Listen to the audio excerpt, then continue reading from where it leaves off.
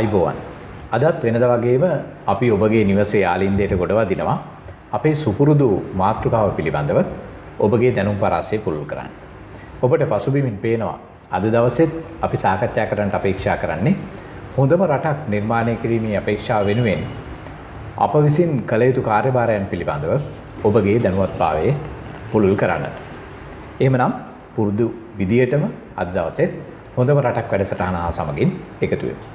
අද දවසෙත් හොඳම රටක් වැඩසටහන සාරවත් කරන්නට අපේ මැදිරියට අපි ආරාධනා කරා අපිත් එක්ක එකතු වෙනවා රුහුණ විශ්වවිද්‍යාලයේ වෛද්‍ය පීඨයේ ව්‍යවහාරික වෛද්‍ය විද්‍යාව පිළිබඳ වෛද්‍ය විශේෂඥ ජ්‍යෙෂ්ඨ කතිකාචාර්ය UCP පෙරේරා මහත්මයා. ඔබතුමන් ඉතාමත්ම ගෞරවයෙන් අපි මැදිරිය වෙනුවෙන් පිළිගන්නවා. ඒ වගේම ඔබට කවදාත් හුරු පුරුදු තවත් දෙපළක් අපි අපේ මැදිරියට කැඳවා ගත්තා. ඒ තමයි වර්නන් පෙරේරා මහත්මයා සහ විධානපතින මහත්මයා. ඔබට මේ දෙපළ ඉතාමත්ම හුරු පුරුදුයි අපේ වැඩසටහන සමග. ඔබට මතක ඇති පසුගිය වැඩසටහන් වලදී අපි නිරන්තරයෙන්ම සාකච්ඡාවට බඳුන් කළා හොඳම රටක් නිර්මාණය කිරීම සඳහා රාජ්‍ය සේවකයන්ගේ කාර්යභාරය සහ ඔවුන්ගේ ක්‍රියාවලීන් කෙසේ විය යුතුද කියන කාරණාව පිළිබඳව. අද දවසේ එහි තවත් දිගුවක් ඔබ වෙනුවෙන් ගෙනෙන්නටයි මේ සූදානම්. අද දවසේ අපි කතා කරන්න බලාපොරොත්තු වෙන්නේ රාජ්‍ය සේවාව සහ රාජ්‍ය සේවකයන්ගේ සෞඛ්‍යය පිළිබඳව. වර්නන් පෙරේරා මහත්මයා, අපි සාකච්ඡාවට ආරම්භයක් ලබා දෙමු. මේ රාජ්‍ය සේවකයන්ගේ ජීවිතය වෙනුවෙන් එහෙම නැත්නම් ඔවුන්ගේ ක්‍රියාවලිය සඳහා කොහොමද සෞඛ්‍යය බලපාන්නේ කියන කාරණාව පිළිබඳව.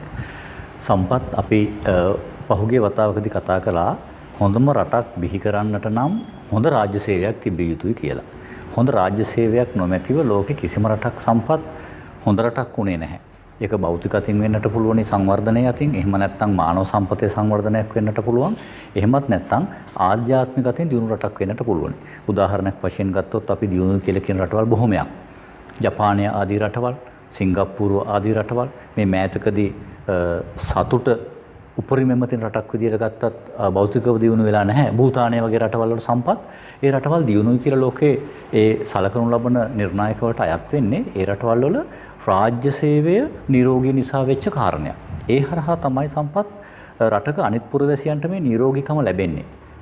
භෞතික නිරෝගීකමත්, පරිසරයේ නිරෝගීකමත්, පුද්ගලයාගේ නිරෝගීකමත්. ඒ නිසා හොඳම රටක් වැඩසටහනට යටතේ අපි කතා කළා යහපත් රාජ්‍ය සේවකයෙක් වන එකේ වටිනකම, එහෙමත් නැත්නම් රාජ්‍ය සේවකයා යහපත් කිරීමේ වටිනකම. මේ යහපත්කම කියන එක සෞඛ්‍යයටත් අදාළයි. කවදාවත් අපිට බෑ නිරෝගී නොවන කෙනෙකුගෙන් නිරෝගී නොවන අදහසක්වත් අපිට ගන්නට බැහැ සම්පත්. උදාහරණයක් තමයි අපි මෙතනින් අපි 4 දෙනාගෙන් ඔබ, මා, අපේ විධානපතිරණ මහත්මයා හෝ අපේ මහාචාර්යතුමා අපි කවුරුන් හෝ රෝගී තත්වයක ඉන්නව නම් ඒ අපහසුතාවය නරඹන ඔබටත් ඒක දැනෙනවා. ඔබට පෙනෙනවා, ඇහෙනවා. අපි කතා කරන සාමාන්‍ය ශෛලිය නෙමෙයි තිබෙන්නේ. ඒ නිසා රාජ්‍ය සේවයටත් මේ ආකාරයෙන්ම තමයි සම්පත්. රාජ්‍ය සේවය අක්‍රීය වුණොත්, අකර්මණ්‍ය වුණොත් රටක ඉතිරි කාරණා කොහොමද සිද්ධ වෙන්නේ කියන කාරණා ගැන අපිට සැකයක් මතුවෙනවා. ඒ නිසා හොඳම රටක් හදන්න නම් හොඳ රාජ්‍ය සේවයක් තිබිය යුතුයි. හොඳ රාජ්‍ය සේවයක් ඇති කරන්නට නම් නිරෝගී රාජ්‍ය සේවකයෙක් සිටිය යුතුයි. නිරෝගීකම අත්‍යවශ්‍යයි රටකට. ඔව්. වෛද්‍යවරුනි, ඔබතුමාගෙන් මම දැනගන්නට කැමතියි. දැන් මේ හොඳම රටක් නිර්මාණය කර ගැනීමේදී වර්නන් පෙරේරා මහත්මයා කියනවා රාජ්‍ය සේවකයන්ගේ සෞඛ්‍ය ඉතාම වැදගත් කියලා. දැන් මේ පිළිබඳව සාකච්ඡා කරන්න ඔබතුමාට තරම් අප තුන්පළටම දැනුම නැහැ. ඔබතුමාගේ තියෙන මේ පුළුල් දැනුමත් එක්ක අපි කැමතියි දැනගන්න කොහොමද මේ කාරණාව අනුගත කරන්න කියලා මේ මාතෘකාවට. ඔව් සම්පත්, මම හිතන්නේ වර්නන් පෙරේරා මහත්මයා මේ හොඳ ප්‍රවේශයක් ගත්තා මේ නිරෝගී රාජ්‍ය සේවයක් පැවතීමේ අවශ්‍යතාව සම්බන්ධයෙන්. මම හිතන්නේ මෙතනදී අපි පොඩ්ඩක් අපිට අර මූලික සංකල්ප වලට යන්න වෙනවා, විශේෂයෙන්ම නිරෝගීකම ගැන සාකච්ඡා කරන අවස්ථාවකදී. මොකද අපි දන්නවා රාජ්‍ය සේවකයා කියන පුද්ගලයා එකවර බිහිවන්නේ නැහැ. එතකොට මේ රාජ්‍ය සේවකයා බිහිවන්නේ ඔහුගේ දැනුම, අධ්‍යාපනය, ඒ වගේම පුහුණුව, ඒ සියලුම කාරණා තුලින් අවුරුදු ගණනාවක අත්දැකීම් ආශ්‍රය. එතකොට අපි මේ කතා කරන නිරෝගීකම මුල් අවස්ථාවේ සිට අපි ගත්තොත් ජීවිතය ගත්තොත් ළමාවියේ සිට නැත්නම් මුල් අවදියේ සිට පැවතිය යුත්තක් ලෙස තමයි සාමාන්‍යයෙන් අර්ථ දක්වන්නේ. මොකද එය යම් අවස්ථාවක බිඳ වැටුනොත් ඉන් පසු නැවත යථාවත් කිරීම යථාර්ථයට පත් කර ගැනීම දුෂ්කර වෙන නිසා. ඒ නිසා අපි රාජ්‍ය සේවකයන් සම්බන්ධයෙන් ගත්තත් පොදුවේ අපි ඒ රාජ්‍ය සේවකයන් අයිති වන පොදු කුලකයේ වන ජනතාවක පැත්තෙන් ගත්තත් මේ නිරෝගීකම කුඩා කාලයේ සිටම පැවතීම අත්‍යවශ්‍ය කාරණයක්. ඒ නිරෝගීකම ඉදිරි කාලයටත් පවත්වා ගැනීම සඳහා. ඒ නිසා මම හිතන්නේ අපි නිරෝගී රාජ්‍ය සේවකයෙකුගේ අවශ්‍යතාවය සහ අත්‍යවශ්‍යභාවය ගැන කතා කරන අතරෙදිම එවැනි රාජ්‍ය සේවකයෙකු නිර්මාණය කර ගැනීම සඳහා දීර්ඝකාලීන වැඩපිළිවෙලක අවශ්‍යතාවය තමයි මම මෙහිදී මතු කරන්න උත්සාහ කරන්නේ. අපිට එහෙම වැඩපිළිවෙලක් තියෙනවා නම් එතකොට අපේ රාජ්‍ය සේවය ක්‍රමානුකූලව එම මට්ටමට පැමිණෙනවා. ඒ වගේම සම්පත් මට පොඩ්ඩක් ඉඩ දෙන්න කියන්න මම කියන්නේ එතනදී මේ අපේ රාජ්‍ය සේවය නිරෝගී නැහැ කියලා මේ අවස්ථාවේ. මොකද අපේ රාජ්‍ය සේවය අපි දන්නවා රාජ්‍ය සේවය ලංකාවේ ඉතා විශාලතම මම හිතන්නේ වරුන්ට මහත්තර නිවැරදි කරන්න පුළුවන් වෙයි සේවක සංඛ්‍යාවක් සහිත තනි ආයතනය. එතකොට මේක අවසර මම හිතන 70කට අධික කාලයක් තිස්සේ අපේ අධ්‍යක්ෂ ක්ෂේත්‍රයේ අපි දකින ජනතාව දකින ප්‍රධානතම ආයතනය. ඒ රාජ්‍ය සේවය තමයි අපි විවිධ ආයතන හැටියට බෙදලා ගිහිල්ලා අපි ජනතාවට සේවය සපයනවා. එතකොට ඒ සියලුම ආයතනවල රාජ්‍ය සේවකයන් ගැන තමයි අපි මේ කතා කරන්නේ. එතකොට මේ රාජ්‍ය සේවකයන් ඒ රාජ්‍ය සේවයේ ලංකාවේ බිහි වෙච්ච අවධියේ පටන් උන්ගේ සෞඛ්‍ය සම්බන්ධයෙන් රජය ආයතනයක් හැටියට දක්වන ආකල්පය වගේම එම සේවකයන් තමන්ගේ සෞඛ්‍ය සම්බන්ධයෙන් දක්වන ආකල්පයත් මෙහිදී වැදගත් වෙනවා. නිසා මම හිතන අපිට ඓතිහාසික කාරණාත් අතම අවස්ථාවල කතා කරන්න පුළුවන්. නමුත් මම කියන්න හදන ප්‍රධානම කාරණය තමයි මේ නිරෝගී රාජ්‍ය සේවකෙක් බිහිවීම සඳහා විශේෂයෙන්ම අවශ්‍ය වෙනවා මේ නිරෝගීකම මුල් අවධියේ පටන්ම ඒ හැම පුද්ගලයෙකුගේ මුල් අවධියේ පටන්ම ක්‍රමානුකූලව පවත්වාගෙන වර්ධනය වී රැගෙන ඉදිරිය දක්වා. එතුමන් සඳහන් කරන්නේ රාජ්‍ය සේවයේ නිරෝගීමත් වීම සඳහා දීර්ඝකාලීන ක්‍රියාවලියක්. අපි සාකච්ඡා කරන අද දවසේ වැඩසටහන පුරාවටම කොහොමද මේ නිරෝගීකම ඇති කරගන්නේ? මේක දීර්ඝකාලීනව පවත්වා ගන්නේ කොහොමද කියන කාරණාව පිළිබඳවත් අපි අද දවසේ දීර්ඝව සාකච්ඡා කරනවා. විධානපති මහත්මයා. දැන් මෙතුමා සඳහන් කරනවා දීර්ඝකාලීන ක්‍රියාවලියක ප්‍රතිඵලයක් තමයි රාජ්‍ය සේවකයා කියලා කියන්නේ. ඒතකොට මේ රාජ්‍ය සේවකයෙක් නිර්මාණය වීමේදී සෞඛ්‍ය ක්‍රියාවලියත් දීර්ඝකාලීනව සිද්ධ වෙන්නට ඕන. අපි ඔබතුමන්ට මේ තමන්ගේ වෘත්තීමය ශේෂ්ත්‍රය තුළ ලැබිච්ච අත්දැකීම් සමුදායක් ඇති. ඒ යහපත් සෞඛ්‍ය සහ යම් විඳවැටුණු සෞඛ්‍යයන් තුළ කොහොමද රාජ්‍ය සේවකයන්ගේ ක්‍රියාකාරීත්වය අපි නිදසුන් කීපයක් එක්ක සාකච්ඡා කරමු. අනිවාර්යයෙන්. සම්පත් අපි මේ රාජ්‍ය සේවකයා එහෙම නැත්නම් ආයතන සේවකයා රාජ්‍ය හෝ පෞද්ගලික හෝ වේවා ඒ ආයතන සේවකයන්ගේ අවසාන අපි බලාපොරොත්තු වෙන්නේ ආයතනයට ඵලදායීව සහ තමන්ගේ සේවය ලබන්නට එන අයට වඩාත් යහපත් සම්පූර්ණ සේවාවක් ලබා දීම ගැන.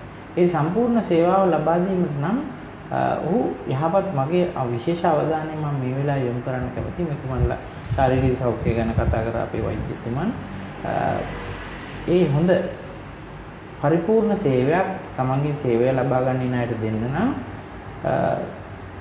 රාජ්‍ය හෝ ආයතන සේවකයා විසින් මේ සේවා සපයන්න හොඳ නිරෝගී සහ සාමකාමී මානසික මට්ටමකින් සිටීම අවශ්‍යයි. එහෙම නොවුනොත් ඇත්තටම ශාරීරික සෞඛ්‍ය පිරිහෙනවා කියන්නේ අනිවාර්යෙන් ශාරීරික සෞඛ්‍ය පිරිහීමයි කියන්නේ එදිනෙදා කටයුතු වලදී අපහසුයෙන් කටයුතු කරන කෙනෙක්. ඒ වගේ අපහසුයෙන් කටයුතු කරන කෙනෙක්ගෙන් හොඳ ප්‍රියමනාප හැසිරීම දකින්න ලැබෙන්නේ නැහැ. ඒ හොඳ ප්‍රියමනාප හැසිරීම නැති කෙනෙක්ගෙන් සේවා ලබන කෙනාට යහපත් සේවාවක්, ප්‍රීතිමත් සේවාවක් සහ අංග සම්පූර්ණ සේවාවක් ලැබෙන්නේ නැහැ. ඒ නිසා මගේ මේ වෙලාවේ මම මේ සාකච්ඡාවේ මගේ කතාව මම යොමු කරන්න කැමති නිරෝගී මනසකින් යුතුව සේවය කිරීමට සුදුසු වටපිටාවක් සහිත රාජ්‍ය සේවකයෙක් කොහොමද බිහි වෙන්නේ කියන එක. මේක අර වෛද්‍යතුමා කිව්වා වගේ ශාරීරික සෞඛ්‍ය යහපත්ව පවත්වාගෙන යන වගේ දීර්ඝකාලීන වැඩ පිළිවෙලක්. ඔහුගේ පෞල් පසුබිමේ ඉඳලා ඔහුගේ අධ්‍යාපන කුඩා කාලේ හැදුණු වැඩුණු තැන ඉඳලා ප්‍රීතිමත්ව කාලය ගත කරන්නේ කොහොමද කියලා ඔහු පුරුදු පුහුණු කරලා තියෙනවා. ඒක ඇත්තටම කෙනෙක් සතුටින් සේවය කිරීම හෝ සතුටින් කාලය ගත කිරීම මේ පුරුදු සමුදායක් එක්ක ඇති වෙන දෙයක්. අපිට ඕනම වටපිටාවක් තුළ සතුටින් සිටීමට සහ පීඩණයෙන් මානසික පීඩණයෙන් සිටීමට තරහවෙන් එහෙම නැත්නම් ඒ වගේ අමුතු හැසිරීම් එක්ක මේ සේවය සපයන එහෙම නැත්නම් කටයුතු කරන්න අවස්ථාව ලැබෙන හැකියාව තියෙනවා. නමුත් රජයේ සේවකෙක් වුණාම එහෙම නැත්නම් ආයතන සේවකෙක් වුණාම අපි නිතරම ආයතනයේ පැත්තේ හරි පරිපාලන පැත්ත බලන්නේ උන්ට සුවපහසු වටපිටාවක් දීලා. ඒ සුවපහසු වටපිටාව යන්නේ අදහස් කරන්නේ භෞතික වශයෙන් එයාගේ ශාරීරික අවශ්‍යතා සම්පූර්ණ වන වඩාත් සුවපහසු වටපිටාවක් ලබා දී. සහ අනිත් පැත්තෙන් ඔහුට ප්‍රීතිමත්ව කටයුතු කිරීමට පුළුවන් වෙන විදිහ මානසික පීඩනය අඩු වෙන විදිහ වටපිටාවක් හදලා දෙනවා. මේක ඇත්තටම තමන් විසින්ම මේන් 90%ක් විතර මේ ප්‍රීතිමත්ව සිටීම කියන එක තමන් තුළයි තියෙන්නේ. ඕනෑම වටපිටාවක සතුටින් වැඩ කිරීමට පුරුදු පුහුණු වෙන්න පුළුවන් කෙනෙකුට. එතකොට අනිවාර්යයෙන්ම සිත සතුටින් වැඩ කිරීමෙන් ශාරීරික සෞඛ්‍ය ඒ දෙක අන්‍යෝන්‍ය වශයෙන් එකට එකක් සම්බන්ධයි. ශරීර සෞඛ්‍ය පිරිහුණොත් මානසික තත්ත්වය මේ වෙනස් වෙලා දුර්වල වෙනවා වගේම මානසික සෞඛ්‍ය පිරිහෙලා පීඩණයෙන් යටතේ වැඩ කරනවා වගේ කෙනෙක්ගේ ශාරීරික සෞඛ්‍ය ඉබේම පිරිහෙන්න පටන් ගන්නවා. ඉතින් මේ කාරණා දෙකේදී අපේ අත්දැකීම නම් ඇත්තටම යම්කිසි රාජ්‍ය සේවකෙක්ගේ සේවා කාලය තුල වයස, ඔහුගේ ශරීර සෞඛ්‍ය, ඔහුගේ මානසික සෞඛ්‍ය, ඊළඟට දවසේ ඔහු ගෙවන කාලය, පොඩි ආවේග, කුසගිනි වගේ පුංචි දේවල් පවා බලපාන සේවය ලබා ගැනීමේ කටයුතු වල. ඒ නිසා නිරන්තරයෙන් අපි පුරුදු පුහුණු වෙන්න ඕන යම්කිසි කාලසටහනකට අනුව වැඩ ගහගෙන දවස කොහොමද ගෙවන්නේ, ඒ ප්‍රමුඛතා සටහන් කරගෙන ඒ වගේ දෙයක් වුණාම ඉබේම මානසික සෞඛ්‍ය හැදෙනවා. ඒ අතරේ වෙලාවට ආහාර පාන ගැනීම වෛද්‍යතුමා ගැන කතා කරයි. ඔබතුමා කිව්වා වගේම එතුමාට තමයි මේ ගැන හුඟක්ම ශිල්පීය දැනුම තියෙන්නේ. නමුත් එකක් තියෙන්නේ නියමිත වෙලාවට කෑම බීම ගැනීම, සුදුසු සෞඛ්‍ය ආරක්ෂිත පසුබිමක සිටීම සහ වැඩ කටයුතු පෙළගැස්මක් ඇතුව ප්‍රමුඛතා සකස් කරගෙන කාලසටහනකට අනුව කිරීම වගේ දේවල් තුලින් වඩාත් හොඳ මානසික සෞඛ්‍යයක් ලැබෙන්න පුළුවන්. එසේ හොඳ මානසික සෞඛ්‍යයක් සෞඛ්‍යයෙන් සිටියම අනිවාර්යයෙන්ම ඔහු හෝ ඇය සතුටින් තමයි රාජකාරී කරන්නේ. ඒ සතුට කියන එක ඇත්තටම යම්කිසි පුජ්‍යලෙක් ළඟ සතුට තියෙනවා නම් ඒක විසිරෙන දෙයක්. Taman ආශ්‍රයයට එන කෙනාටත් ඒ සතුට බෙදා ගන්න පුළුවන්. ඒක නිකන් ගලාගෙන යන දෙයක්. ඒ නිසා යහපත් හොඳම රටක් මේ අපේ මාතෘකාව යටතේ යහපත් රාජ්‍ය සේවයක් බලාපොරොත්තු වෙන්න නම් නිතරම අපි රාජ්‍ය සේවකයා සෞඛ්‍යමත්ව සිටීම සහ මානසික සෞඛ්‍යය යහපත් තිබීම අවශ්‍යයි. ඒ ගැන තමයි මම මේ වෙලාවේ විශේෂයෙන් මතක් කරන්නේ. ඔබතුමා සඳහන් කරන්නේ අර පැරණි ග්‍රීක කියමනක් තියෙනවා healthy mind is in a healthy body කියලා. මේ සෞඛ්‍යමත් ශරීරයක් තුල තමයි සෞඛ්‍ය සම්පන්න මනසක් නිර්මාණය වෙන්නේ. ඒ සෞඛ්‍ය සම්පන්න මනස නිර්මාණය වීම කොතෙක් දුරට හොඳම රටක් නිර්මාණය කිරීමේදී රාජ්‍ය සේවකයාට දායකත්වය සඳහා යොදා ගන්න පුළුවන්ද කියන කාරණාව තමයි එතුමන් අවධාරණය කරන්නේ. වරන් පෙර මහත්මයා ඔබතුමන් බොහෝ දුරට රාජ්‍ය සේවය තුළ පරිපාලන ශාස්ත්‍රයේ දීර්ඝකාලීන අත්දැකීම් සමුදායක් ඔබට තියෙනවා.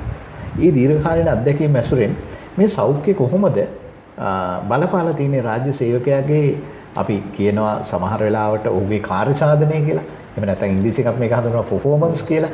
ඒ කාර්ය සාධනය ළඟා කර ගැනීමේදී මොන ආකාරයෙන්ද ඔබට දැනුනේ මේ සෞඛ්‍ය බලපාන ආකාරය? ඇත්තෙන්ම සම්පත් රාජ්‍ය සේවයේ දීර්ඝ කාලයක් යද්දී දශක දෙකකට අධික කාලයක් වෙනවා. ඒ දශක දෙකකට අධික කාලෙදී අපි රාජ්‍ය සේවයට ඇතුළත් වීමේ කාලයත් අද කාලෙත් අතරේ තියෙන ලොකු පරතරයක් මේ සෞඛ්‍ය සම්බන්ධයෙන් තියෙන අවධානය. ඒ හරහාම තමයි රාජ්‍ය සේවයට මේ අද ලැබිලා තියෙන තැනත් තීරණය වෙලා තියෙන කියන එකයි. එහෙමත් නැත්නම් අනුලෝමව සමානුපාතිකයි කියන එකට අපිට එන්නට පුළුවන්. රාජ්‍ය සේවකයාගේ සෞඛ්‍ය සම්පන්නභාවය අනුලෝමව සමානුපාතික වෙනවා ඔහු විසින් සපයනු ලබන ගුණාත්මක සේවාවට. අපි රාජ්‍ය සේවයට ආපු කාලෙදී රාජ්‍ය සේවකයා සෞඛ්‍ය ගැන මීට වඩා හිතුවා.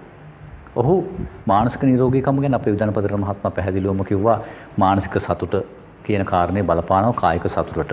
මානසික සතුටත් කායික සතුටත් ඒත් අන්‍යෝන්‍යම සමානුපාතිකව යන දෙයක්. මානසිකව රෝගී වුණොත් කායිකව රෝගී වෙනවා. කායිකව රෝගී වුණොත් මානසිකව රෝගී වෙනවා. මේක තමයි අපි ස්වභාවයෙන් අත්විඳින දේ. ඉතින් දීර්ඝ කාලයක් තිස්සේ මේ දේ ආවා කියන්නේ සම්පත් උදාහරණයක් විදිහට ගත්තොත් අපි වතාවල් කීපයක්ම කතා කළා රාජ්‍ය සේවය ඕන කරන්නේ ඇයි කියන කාරණේ ගැන. රාජ්‍ය සේවය බිහිවුනේ කොහොමද කියන කාරණේ ගැන. අපි දන්නවා මුල් කාලේදී රාජ්‍ය සේවයට බඳව ගනිද්දී සම්පත් මේ විදේශීය ජාතික රට පාලනය කරන කාලෙදී නිරෝගී පුද්ගලයන් විතරමයි රාජ්‍ය සේවයට බඳව ගත්තේ. ඒකට රහසක් තිබුණා. නිරෝගී පුද්ගලයෝ බඳව ගත්තම රාජ්‍ය සේවාවට ඔවුන්ගේ කාර්යක්ෂමතාවය උපරිමයි. ඔබ කතා කළා කාර්ය සාධනය ගැන. කාර්ය සාධනයේදී කිසිම ගැටලුවක් මතුවුණේ නැහැ ඉතින්දී. හේතුව ඔවුන් නිරෝගී පුද්ගලයා. ඔවුන්ට දෘශ්‍ය වෙන හෝ අදෘශ්‍යමානව එහෙමත් නැත්නම් හැංගිච්ච රෝග තිබුණෙත් නැහැ. එතකොට එයාට පුළුවන් රජය අපේක්ෂා කරන කාලය තුල සම්පූර්ණ නිරෝගී සේවාවක් සපයන්න පුළුවන්. නිරෝගී රාජ්‍ය සේවාවක් සපයන්න පුළුවන්. වර්තමාන වෙද්දී විවිධ අනපනත් මා සම්බන්ධ උරණ වෙන්නට යන්න එපා අපේ නරඹන උදවිය හෝ එහෙමත් නැත්නම් සාමාන්‍ය ආකාරයට එහා ගියපු එහෙමත් නැත්නම් අපි කියනවා විශේෂ අවශ්‍යතා තියෙන පුද්ගලයන් නමනාප වෙන්නට යන්න එපා. ඔවුන්ට ඔවුන් අව탁සිරු වල කතා කරනවා කියලා. ඔවුන්ට අවස්ථාවක් දී යුතුයි සම්පත්. මොකද අපි උදාහරණයක් වශයෙන් ගත්තොත් දෘශ්‍යාබාධිත උදවිය. එහෙමත් නැත්නම් කන් ඇසීමේ යම් අඩුකමක් තියෙන මද බවක් තියෙන උදවිය. එහෙමත් නැත්නම් කායික වශයෙන් අපට වඩා අවශ්‍යතා වැඩිපුර තියෙන උදවියටත් රාජ්‍ය සේවාවේ තැනක් තිබෙනවා. මා කතා කරන්නේ ඔවුන් සම්බන්ධයෙන් නෙමෙයි සම්පත් සාමාන්‍ය රාජ්‍ය සේවකයන් සම්බන්ධයෙන්. ඔවුන් නිරෝගී අයම තෝරගත්ත නිසා මොකද වුනේ සම්පත් රාජ්‍ය සේවාව නිරෝගී වුණා. මේ රාජ්‍ය සේවාව නිරෝගී කමත් එක්කම අපි කතා කරලා පළමු තැනට අපි යනවා. ඒ හරහා උන්ට ලබා දෙන්න පුළුවන්කම තිබුණ ගුණාත්මකම රාජ්‍ය සේවාවක්. ඔහුගේ ළඟට එන රෝගී කෙනෙකුට වුණත් මේ නිරෝගී රාජ්‍ය සේවකයා නිරෝගී මනසකින් කතා බහ කළා. hina වුණා. අප හොඳම රටක් වැඩසටහන යටතේ මීට පෙර ආතුව කතා කළා හිනහවේ තියෙන ගැඹුරු අර්ථය. හිනහව කොපමණ වටිනවද සම්පත් අපේ ඉදිරියට එන කෙනාට ගුණාත්මක සේවාවක් දෙන්නට. ඒ හිනාවත් එක්ක කොච්චර එහෙමත් නැත්නම් අපි කියනවා නිරෝගී වචන නිරෝගී හැසිරීම හරහා කොපමණ ප්‍රමාණයක් අපේ ළඟට එන සේවාලාභියා තෘප්තිමත් කරලා යවන්න පුළුවන්. සේවාව 100%ක් සිද්ධ වෙන්නේ නැහැ. නමුත් සේවාලාභියා තෘප්තිමත්. මේ සේවාලාභිය තෘප්තිමත් කියලා කියන්නේ රටේ නිෂ්පාදනයට එක බලපානවා. රාජ්‍ය සේවාවේ ගුණාත්මක භාවයට මේක බලපානවා. පොදුවේ ගත්තොත් රටක නිරෝගීකමට මේක බලපානවා. ආර්ථිකයේ නිරෝගීකම ගැන කතා කරන්නේ. රටක නිරෝගීකම කියන්නේ. ඉතින් සම්පත් මේ සුදු ජාතිකයෝ එහෙමත් නැත්නම් මේ බටහිර ජාතිකයන් නිරෝගීම පුද්ගලයන් රාජ්‍ය සේවයට බඳව ගැනීම ක්‍රමානුකූලව අපි වෛද්‍යතුමා කතා කරා මහාචාර්යතුමා වසර 70කට වැඩි කාලයක් තිස්සේ අපි මේ රාජ්‍ය සේවාවේ අපේ රටට අනන්‍ය විදිහට මේක හැඩගස්වගෙන යනවා. එතෙන්දී අපි කොපමණ නිරෝගී පුද්ගලයන් බඳව ගන්නවද කියන කාරණේ ප්‍රශ්නාර්ථයක්. මම මේ කතා කරන්නේ අර විධානපති මහත්මයා කිව්වා වගේ මානසිකවත් කියන කාරණේ මෙතෙන්ට එකතු කර ගන්න ඔබ. කායිකව හා මානසිකව. ඔහු දෘශ්‍යමාන වෙන්නේ නැහැ කායිකව රෝගී තත්ත්වයක් තියෙනවා කියලා. නමුත් අපි ඔහු බැලුවොත් මානසිකව හා ඔහුගේ හැසිරීම සම්බන්ධයෙන් රාජ්‍ය සේවයේ කාර්යක්ෂමතාවය හා කාර්ය සාධනය සම්බන්ධයෙන් රෝගීකමක් තිබෙනවා. ඒ නිසා මා යෝජනා කරන මේ අවස්ථාවේදී අපි විශේෂයෙන් තීරණ ගන්න පිරිස ඉන්නවා රාජ්‍ය සේවාවේ. ඔවුන් නරඹනවා අපේ ප්‍රේක්ෂකයන් විදියට. ඔවුන් යම් මට්ටමකට ප්‍රතිපත්ති හදන්න පුළුවන් උදව් වෙන්නට පුළුවන්. ඔවුන්ට මම ඉල්ලීමක් කරන රාජ්‍ය සේවාවේ නියැලෙනවා නම් ඔබ දැන්ටත් නැත්නම් ඔබ අදහස් යෝජනා ඉදිරිපත් කරන්න පුළුවන් නම් මේ හෘදේ රූපවාහිනී නාලිකාව හරහා හරි කමක් නැහැ. ඉදිරිපත් කරන්න අපිට පුළුවන්කම තියෙවි. ඉදිරියට අරගෙන යන්නට කාර්ය සාධනය යහපත් වෙන්නට නම් රාජ්‍ය සේවාවේ කුමන ආකාරයකින් නිරෝගීකම ඇති විය යුතුද? ඒක අපි කතානුකරට සම්පත් වෙන්නේ ආර්ථික වශයෙන් වෙන්නත් පුළුවන්. අපි මා හිතනවා වෙනම අපි සාකච්ඡා කළ යුතුයි. කායිකව වගේම ඔහුගේ හැසිරීම නිරෝගී වෙන්න නම් ආර්ථිකවත් ඔහුගේ නිරෝගී තත්ත්වයක් තිබියුතුයි රෝගී තත්ත්වයක් නැතුව. ඉතින් රාජ්‍ය සේවයට ලක්ෂ ගාණක් බඳව ගනිද්දී මාගේ දැනීම නිවැරදි නම් සම්පත් ලක්ෂ 15කට ආසන්න හෝ අධිකයි අපේ රාජ්‍ය සේවාව. මේක යම් ආකාරයකට බරක් රටට රෝගී වෙන්න හේතුවක් මේක. රටේ ආර්ථිකයට රෝගී තත්ත්වයට හේතුවක්. රටේ සාමාන්‍ය හැසිරීමට රෝගී තත්ත්වයට හේතුවක් මේක. සාමාන්‍ය හැසිරීමෙන් එහාට ගිහිල්ලා. ඉතින් මේ ආකාරයෙන් පුද්ගලයන් 17ක් හෝ 18ක් විතර රාජ්‍ය සේවකෙක් ඉන්නවා. මොවුන් නිරෝගීව තියාගන්න පුළුවන් රටක් විදිහට අපිට තවමත් දිනුවෙමින් පවතින රටක් අපි. එහෙමනම් අපේ රටේ පුරවැසියන් නිරෝගීව තියාගන්න ගමන් රාජ්‍ය සේවාවත් නිරෝගීව තියාගන්න පුළුවන්ද අපිට? එහෙමනම් රාජ්‍ය සේවාවට බඳව ගන්නා පිරිස දැනීම අතින් පොහොසත්, කුසලතා අතින් පොහොසත්, ආකල්ප අතින් පොහොසත්. ඒ කියන්නේ සම්පත් මේ කාරණා තුනම අතින් අතිශය නිරෝගී පිරිසක් බඳව ගත යුතුයි. අපි මේ කතා කරන්නේ අපේ මහාචාර්යතුමා කියනවා වගේම කායිකව හා මානසිකව නිරෝගීකම විතරක් නෙමෙයි රාජ්‍ය සේවාවේ සෑම පැත්තක්ම නිරෝගී කෙනෙක් රාජ්‍ය සේවයට බඳව ගත යුතුමයි. අපේ බටහිර ජාතිකයන් දීපු ඒ ආයතන සංග්‍රහ මුදල් රෙගුලාසි තුළ තිබුණ මෙන්න මේ නිරෝගීකම වර්තමානයේ වෙද්දී ඒක රෝගී වෙලා. ඒ නිසා මා යෝජනා කරනවා මේ ගැනත් අපි කතා කළ යුතුයි කියලා. ඒක ඔබතුමන් සඳහන් කරන්නේ මේ භෞතික නිරෝගීකම කියන කාරණාව විතරක් නෙවෙයි ඒ ඇතුලේ තියෙන ආධ්‍යාත්මික නිරෝගීකම කියන්නේ. මේ දෙකේම එකතුවක් සිදු වෙන්නට ඕන කියලා. ඔබතුමන් සඳහන් කළා සමහර විට විශේෂ අවශ්‍යතා තියෙන පිරිස් මේ රාජ්‍ය සේවාව තුළ ඉන්නවා. දැන් අපේ වචනමාලාවන් තුළ එහෙම නැත්නම් අපේ සංස්කෘතිය තුළ පව යම් යම් දේවල් වෙනස් වෙලා තියෙනවා. අපි ඕන් වෙනුවෙන් කතා කරනවා. විශේෂයෙන්ම පැරණි අපේ භාවිතය තුළ තිබුණා ඩිසේබල් කියලා වචනයක්. කියන්නේ අපි බොහෝ දුරට සිංහලට නැගුවේ ආබාධිත කියලා. හැබැයි මේ වෙනකොට ඒක වෙනස් වෙලා තියෙනවා ඩිෆරන්ට්ලි ඒබල් කියලා. වෙනස් විදිහේ හැකියාවක් තියෙනවා. ඒ කියන්නේ ඔවුන්ටත් අවස්ථාව තියෙනවා. හැබැයි ඒ අවස්ථාව ඇතුලේ අර කියන නිරෝගීකම, ආධ්‍යාත්මික සහ භෞතික නිරෝගීකම කියන කාරණා දෙකම ඔවුන් තුලත් තිබිය යුතුයි.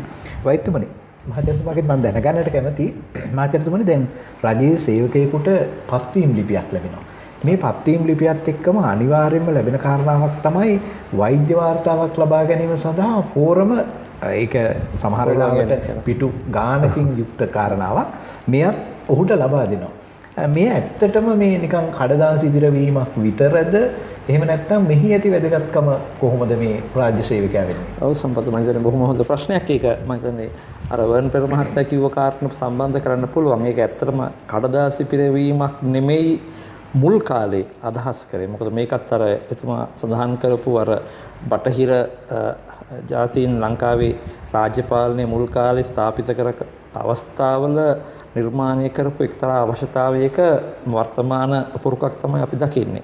ඒ කියන්නේ රාජ්‍ය සේවයට පුද්ගලයෙක් ඇතුළු වීමේදී මොකද අපි දන්නවා රාජ්‍ය සේවයට ඇතුළු වීමට විශාල පිරිසක් උත්සාහ කරනවා. ඉතා සුළු පිරිසකට තමයි හැකියාව ලැබෙන්නේ. ඒ හැකියාව ලැබුණු පිරිසත් රාජ්‍ය සේවය සඳහා බඳවා ගන්න මුල් අවස්ථාවේදීම යම් තහවුරු කිරීමක් රජය බලාපොරොත්තු වෙනවා මේ පුද්ගලයන්ගේ සෞඛ්‍ය තත්ත්වය සම්බන්ධයෙන්. ඒ සඳහා තමයි මේ මෙඩිකල් එකක් කරගෙන ඉන්න කියලා ඕක සම්මතයක් හැටියට විවිධ කාණ්ඩ යටතේ වර්ග කරපු දීර්ඝ ලේඛනයක් මේ මුල් අවස්ථාවේ රාජ්‍ය සේවකයන්ට දෙන්නේ මේක සම්පූර්ණ කරගෙන ඉන්න කියලා. අපි දන්නවා ඇත්තටම ඒ ලේඛනය පවා සෑහෙන පිරිසක් සම්පූර්ණ කරන්නේ ව්‍යාජ විදියට. මොකද ඒකත් කරදරයක් කියලා දකින්න. මොකද අපි මේ ගිහිල්ලා අපේ ශ්‍රවණ තත්ත්වය, අපේ හෘදයේ තත්ත්වය, අපේ පෙනහළ වල තත්ත්වය මොකටද අපි මේ පරීක්ෂා කරන? අපේ විශ්වාසයක් තියෙන අපිට මේ සම්බන්ධයෙන් ගැටලු නැහැ කියලා. නමුත් එතන බලාපොරොත්තු වුණේ මේ මුල් කාලේ මේ අවශ්‍යතා නිර්මාණය කරපු පුද්ගලයන් ඊට වඩා අතුරකට ගිහිල්ලා ඒ තමන්ගේ සේවයට එන පුද්ගලයෝ සම්බන්ධයෙන් ඉතාම නිවැරදි තක්සේරුවක් ලබා ගැනීම. මම මේ කාරණේට තවත් කාරණා කීපයක් එකතු කරන්න. අද අපි දකිනවා මේ රාජ්‍ය සේවයේ යෙදීලා ඉන්න විවිධ ස්තරවල ඉන්න පුද්ගලයෝ. දැන් මේ රාජ්‍ය සේවකයන්ට ඇත්තටම අර වන්පර මහත්තයා කිව්වා වගේම නැත්නම් අපේ විධානපති මහත්මයා කිව්වා වගේම මේ සම්පූර්ණ කායික සහ මානසික සෞඛ්‍ය තත්ත්වයකින් යුක්තව අද රාජකාරියේදී හැකියාව තිබෙනවා. අපි කතා කරනවා බෝ නොවන රෝග ගැන මේ කාලේ විශාල වශයෙන්. අද ඒ බෝ නොවන රෝග වලට ලක්වන ප්‍රධාන එක කාණ්ඩයක් තමයි රාජ්‍ය සේවකයෝ. ඒ වගේම අපි කතා කරනවා මේ ආතතිය සම්බන්ධයෙන්. අපි මානසික සෞඛ්‍ය ගැන සෑහෙන කතා කරා.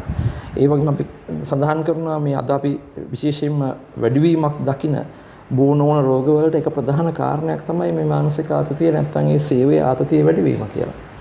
එතකොට දැන් මේ කාරණා වක්‍ර වර්ගයෙන් රාජ්‍ය සේවකයන්ගේ කාර්යක්ෂමතාව ඔබතුමා කියපු කාර්ය සාධනය අඩු කරන්න විශාල වශයෙන් බලපාන. අපිට මේ රාජ්‍ය සේවකයන් පමණක්ම ඉලක්ක කරගෙන පවත්වන ලද සමීක්ෂණ වාර්තා අඩුයි. නමුත් පැහැදිලි දත්ත තිබෙනවා අද මේ රාජ්‍ය සේවයට මේ කාරණා බලපාන බව විශේෂයෙන්ම රෝගීන් හැටියට නැත්නම් ප්‍රතිකාර ලබා ගැනීම හැටියට වාර්තා වෙන පුද්ගලයන් සලකා බැලුවම. ඒතර ඇයි මේ තත්ත්වය මතුවෙන්නේ? අපි අර විදිහට මෙඩිකල් එකක් කරලා ඒ මෙඩිකල් එකේ ඇත්තටම අපි දන්නවා මෙඩිකල් එකේ යම් ආකාරයක ප්‍රශ්න තිබ්බොත් ඊළඟට ඒ පුද්ගලයා නැවත සෞඛ්‍ය පරීක්ෂණයට ලක් කරන්න වෙනවා. ඒ නිසා ඇත්තටම යම් ආකාරයක අඩුතරමින් අර ඔබතුමා කිව්වා වගේ කොලෙන් හරි තහවුරුවක් තියෙනවා මෙඩිකල් එක හරියටම ඒ කියන්නේ මේ පුද්ගලයා නිරෝගී පුද්ගලයෙක් කියලා අඩුතරමින් ඒ ලිඛිත මට්ටමේ. නමුත් ඇත්තටම අද මේ සහතිකයේ ප්‍රමාණවත් මදි. මොකද අපි දන්නවා ඒ පිරවීමේ අවස්ථාවේ යම් වෙනස් ක්‍රීප්ස් වලට පුළුවන්. ඒ වගේම මේ කොලයකින් විතරක් අපිට බලන්න පුළුවන් ද පුද්ගලයෙක්ගේ සෞඛ්‍යමත් භාවය ගැන, විශේෂයෙන්ම මානසික සෞඛ්‍ය ගැන. අපි කොහොමද කොලේ පුරවලා ලියන්නේ මේ පුද්ගලයාගේ මානසික සෞඛ්‍ය මෙයා ඊට හොඳ යහපත් මානසික සෞඛ්‍ය තත්ත්වයකින් සිටිනවා කියලා. මම හිතන්නේ ඒක ලියන්න බෑ. අමුත් අපිට බලන්න පුළුවන් කන ඇහෙනවද කියලා බලන්න පුළුවන්. හෘද ස්පන්දනය අපිට බලන්න පුළුවන්. පෙනහළ වල ශ්වසන වේගය අපිට බලන්න පුළුවන්. මොකද මේවා සංඛ්‍යාත්මකව අපිට ප්‍රමාණනය කරන්න පුළුවන්. නමුත් එහෙම ප්‍රමාණනය කරන්න බැරි යම් සාධක තිබෙනවා අපේ සෞඛ්‍ය ආශ්‍රිතව, විශේෂයෙන්ම ඔබ දෙපළ මත කළ මේ මානසික සෞඛ්‍ය ආශ්‍රිත කාරණා. ඉතින් ඇත්තටම අද රාජ්‍ය සේවයට බඳවා ගැනීමේදී මම නම් විශ්වාස කරන්නේ අපි නිවැරදි සෞඛ්‍ය අපේ ඇසෙස්මන්ට් එකක්, හෙල්ත් ඇසෙස්මන්ට් එකක් තස්තමේන්තුවක් වෙන්නේ නැහැ. මොකද ඒක අපි අර ඉස්සරින්ම පවත්වාගෙන ආපු යම් ආකාරයක ආකෘති පිරවීමක් විතරයි වෙන්නේ. නමුත් ඒන රාජ්‍ය සේවකයා ඊට කාලයකට පස්සේ අවුරුදු කිහිපයකට පස්සේ ඊටත් කලින් රෝගී පුද්ගලෙක් බවට පත් වෙන විවිධ හේතු නිසා. ඒ සේවයේ තිබෙන දුෂ්කරතාව වෙන්න පුළුවන්. අපි දන්නවා රාජ්‍ය සේවකයෝද කොහොමද වැඩට එන්නේ. ඒ වැඩට එන්න තියෙන දුෂ්කරතා මොනවද? ඊළඟට යම් නිශ්චිත වෙලාවකට කලින් එන්න ඕනේ. එතකොට එහෙම එන්න බැරි වුණොත් එතන ගැටලු ඇති වෙනවා. ඊළඟට ආවයන් පස්සේ උට තිබෙන වැඩ ප්‍රමාණය, ඔහුගේ රාජකාරී ප්‍රමාණය ඒව ආවරණය කරන්න පුළුවන්ද කියන කාර්, ඊළඟට ඒව ආවරණය කරන අවස්ථාවේදී තියෙන ගැටලු. අපි දන්නවා රාජ්‍ය සේවකයා තනි පුද්ගලයෙක් නෙමෙයි. ඔහු තව විශාල පුද්ගල සමූහයක් සමග එකට ක්‍රියාත්මක වෙන පුද්ගලයෙක්. ඒතර ඔහුට කණ්ඩායම් හැඟීමකින් ක්‍රියා කිරීමේ හැකියාව තිබෙන්න ඕන.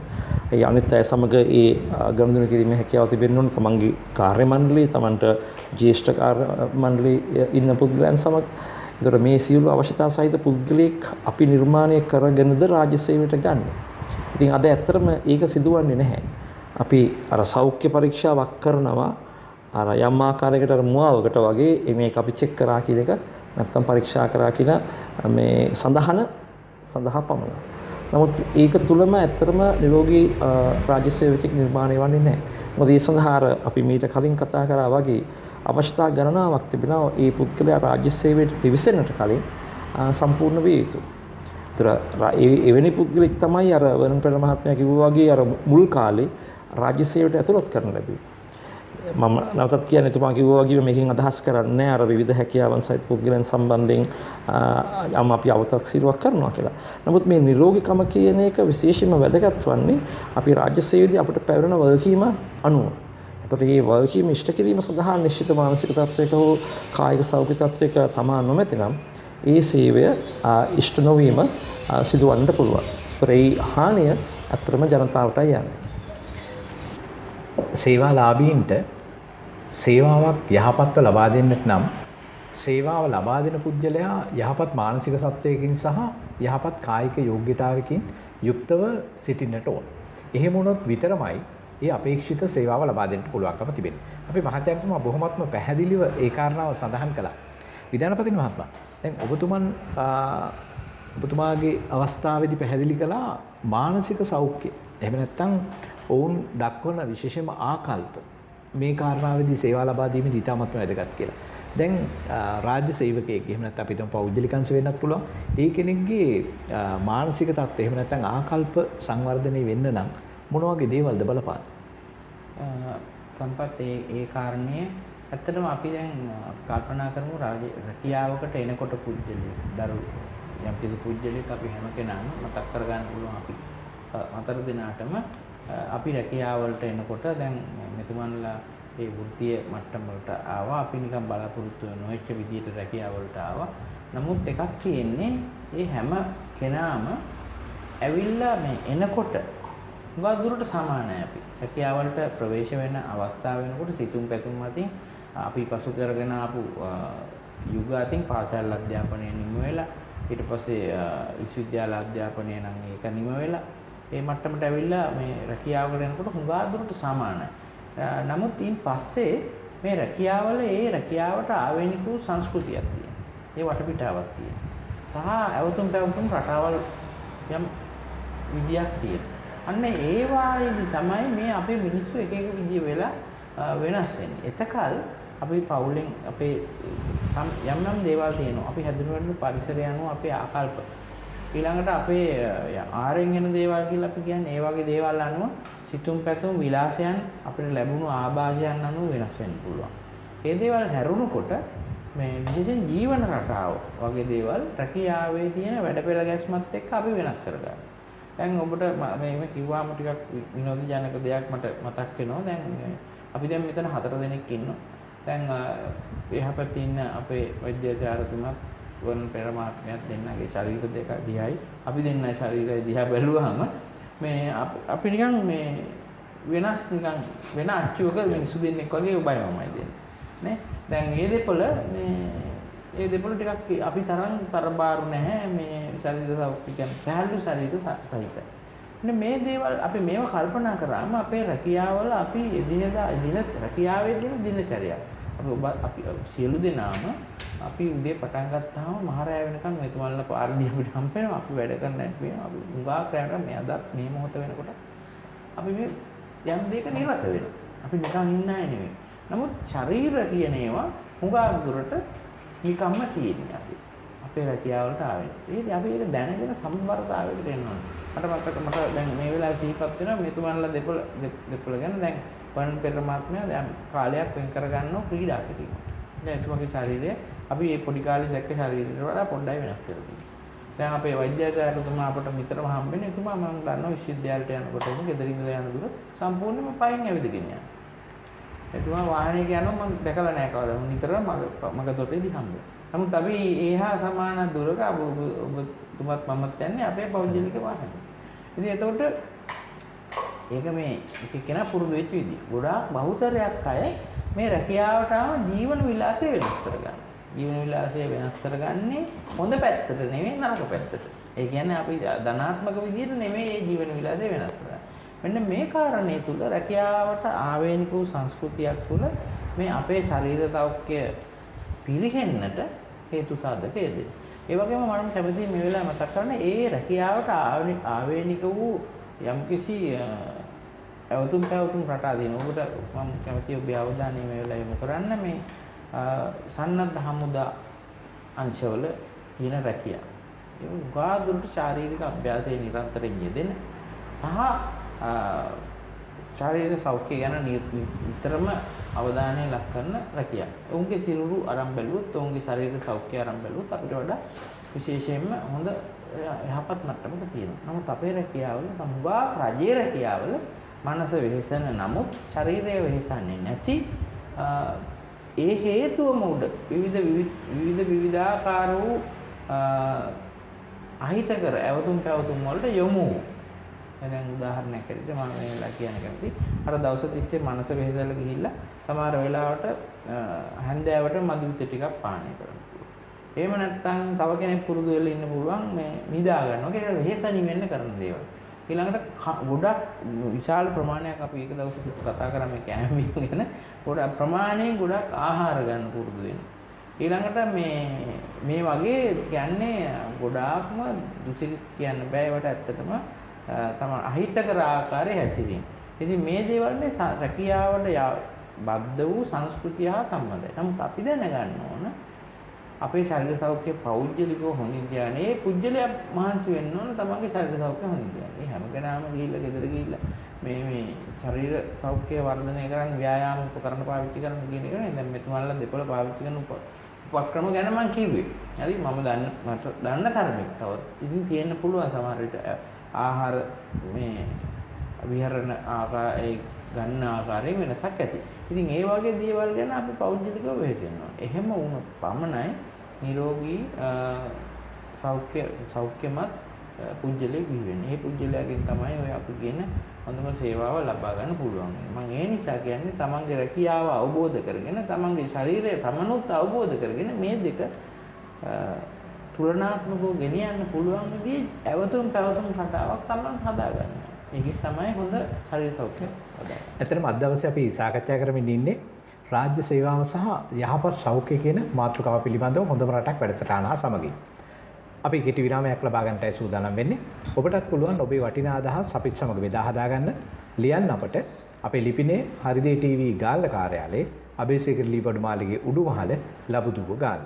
අපේ දුරකථන අංකය 077යි 321යි 39යි 66. කෙටි විරාමයකින් අනතුරුව නැවතත්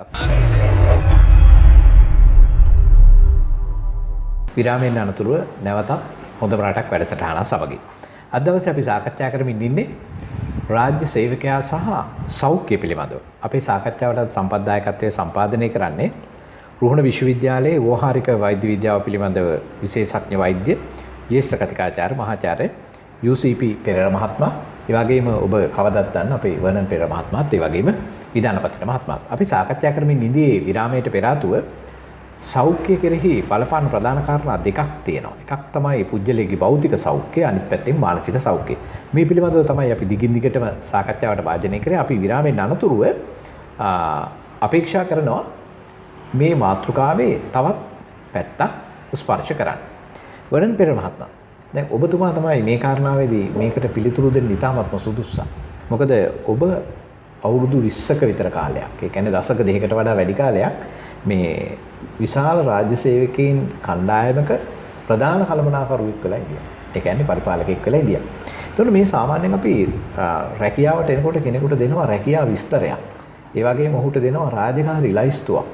එතකොට මේ රාජකාරී ලයිස්තුව සහ රැකියාව විස්තරය කොහොමද බලපාන්නේ රාජ්‍ය සේවකයෙක්ගේ සෞඛ්‍ය කෙරේ? සම්පත් රාජකාරී ලයිස්තුවත් රැකියාව විස්තරයත් කියපු ගමන් සමහර ලාකදී බය හිතෙන්නත් පුළුවන් අපේ නරඹන උදවිය. මේ දෙක නිකන් අර අපේ මෙතුමා කිව්වා වගේම අර ඔබත් යෝජනා කරා වගේ අපේ මෙඩිකල් එක කියලා කියනවා අපේ සෞඛ්‍ය වාර්තාව අන්න ඒ වගේ ලියවිලි දෙකක් විතරමයි. සමහර ලාකදී තනි කොලයක් හෝ කොළ භාගයක් විතරයි. හැබැයි කෙනෙක් මේක අහපු ගමන් දැකපු ගමන් මානසිකව වැටෙන්න පටන් ගන්නවා. හැබැයි මෙතෙන්දි සම්පත් මේ රැකියාව විස්තරයත් රාජකාරී ලයිස්තුවත් රජයේ සේවකයෙක් සතුව තිබිය යුතුමයි.